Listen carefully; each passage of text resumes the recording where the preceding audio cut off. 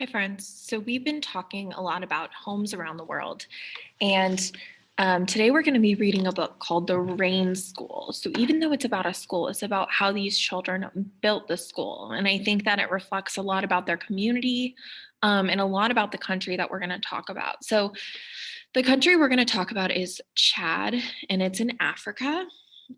So it is in Central Africa. It actually is right on the equator line. So you can imagine it's probably super, super hot. But the children have to overcome a lot in this book. So let's go ahead and get started. It's a really, really good book. In the country of Chad, it is the first day of school. The dry dirt road is filling up with children. Big brothers and sisters are leading the way.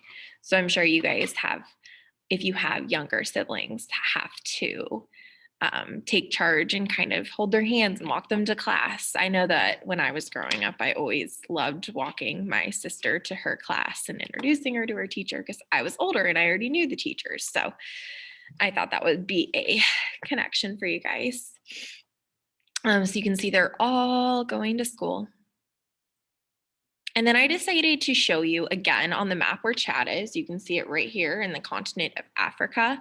Here's a gorgeous picture of Chad. It has a lot of landscape. It has a lot of trees. There's a water right there that they probably will take their buckets to and then boil the water like we've talked about before. And then here is a group of school children from Chad, Africa. So I thought that seeing a real life picture might help you guys kind of imagine this in your mind. Will they give us a notebook? Thomas asked. So Thomas is our main character in this book. Will they give us a pencil? Will I learn to read like you? Stop asking me so many questions and keep up, say the big brothers and sisters. So the older siblings are like, stop asking questions and you'll just see what it's like when you get there. Thomas arrives at the schoolyard, but there are no classrooms. There are no desks. It doesn't matter. There is a teacher. We will build our school, she says. This is the first lesson.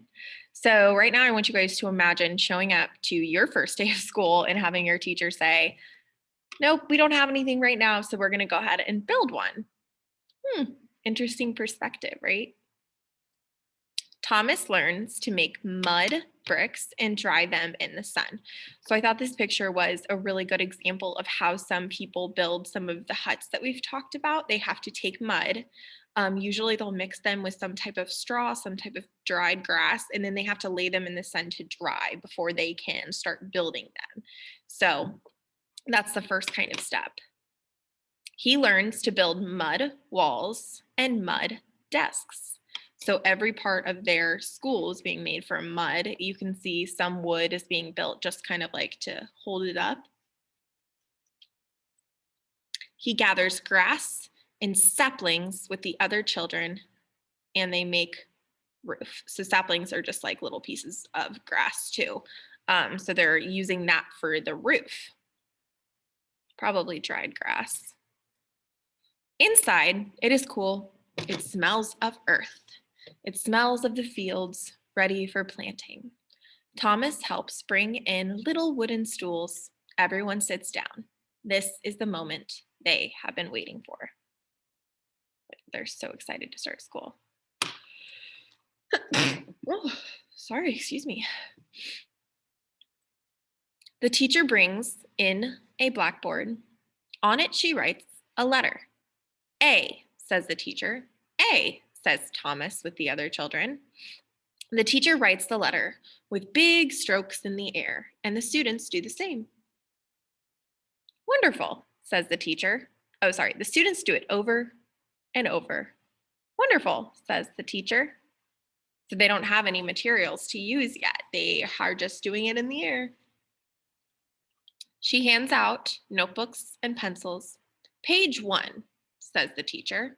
Thomas opens his notebook to the first page and holds his pencil ready and waiting. Now write the letter A.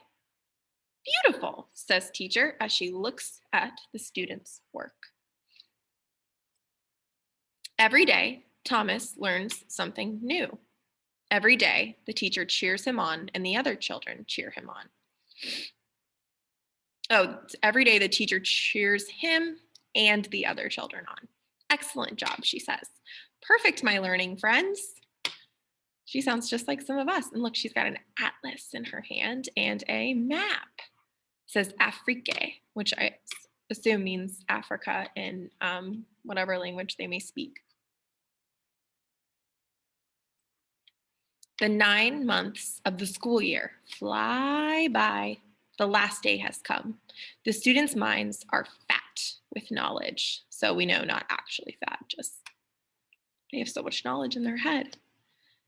Their notebooks are rumpled from learning. Thomas and the other children call out, "Thank you, teacher." She smiles and says, "Well done, my hardworking friends. See you next year." Thomas and the other children race home. The school is empty, and just in time, the big rains have started. The drops come down hard and fast. So we know, because we've studied continents a little bit, that Africa doesn't get that much rain. It's just kind of a dry area. And so it looks like they have a little bit of rain coming down in the summertime. And so I want you to think about what would happen to a mud house with a straw roof in the rain. Strong winds tear at the grass roof. The rain finds its way inside. The school's mud walls are soaked and start to slump.